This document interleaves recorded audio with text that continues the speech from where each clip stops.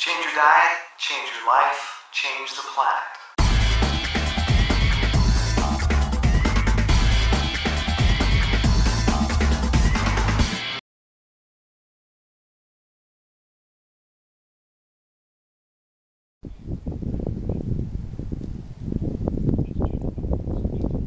Howdy. So I'm out here on a long snow run today. It's going to be an 8-miler going to a place called Little Pond in Woodford, Vermont, just up from Bennington. And it's 4 miles in, 4 miles out, about a mile in right now, and it's windy today. But right now I'm in a little valley and I'm protected, and I'm in the middle of this silver birch forest. All the trees around here, pretty much all silver birch, and it's beautiful.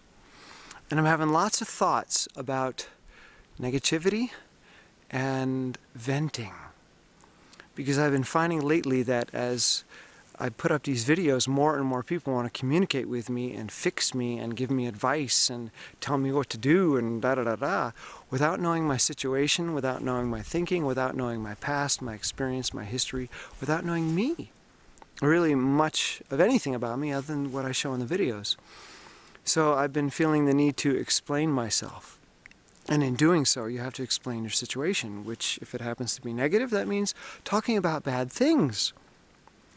And what I've noticed, and I've noticed this throughout my life, but particularly right now, is that the more I talk about what's not working in my life, the more I talk about why my situation isn't working, the more I focus on it and the more real it becomes, and the more of a negative impact that it has on me. And although it would be nice if people understood my situation, because then they'd stop giving me advice that has zero relevance to what I'm going through, but maybe that understanding isn't necessary. Maybe that type of communication really isn't necessary. Because what I love to talk about are solutions. I love to talk about possibilities and options and how can we move forward? How can we transform things? Where's the blue sky? Okay, things are bad right now, but there's some good stuff. I'm in a birch forest right now, running 8 miles in the snow. That's pretty cool. And that's going to get me in great shape, and it's going to lead to other things, possibly more national championships or who knows what.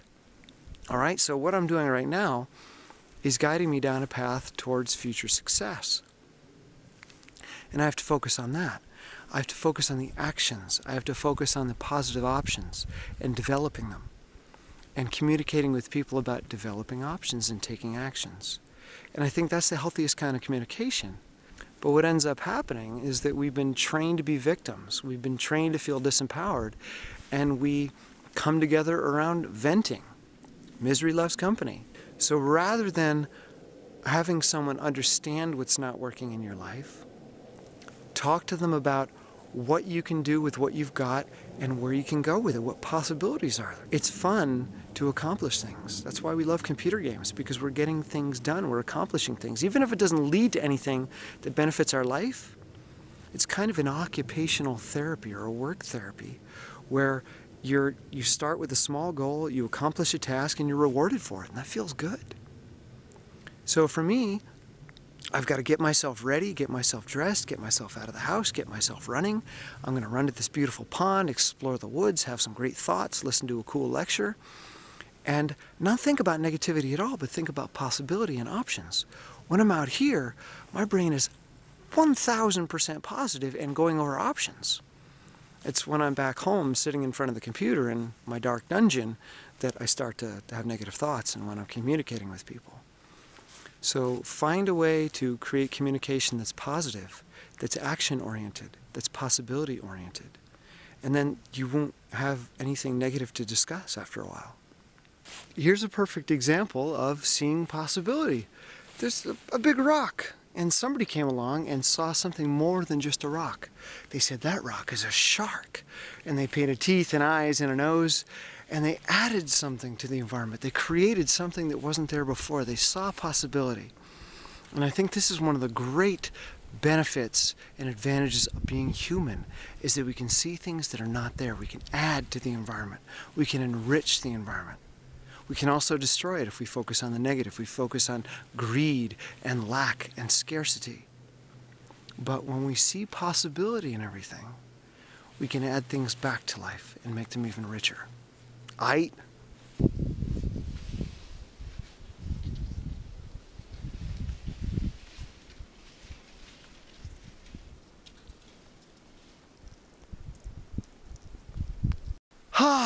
gorgeous here. Took me 50 minutes to get here, to go 4 miles. Now I got 50 minutes back in the snow. It's a major workout. And I could have been sitting at home complaining about what wasn't working and why my life isn't working out, or I can just get myself prepared, get out there, do something positive, and have an amazing experience and get to see this beauty and have incredible thoughts, okay? You can talk about what's not working, or you can make something work. It's up to you. Look for the possibility, look for the options, take the steps, get in action. And the world is waiting.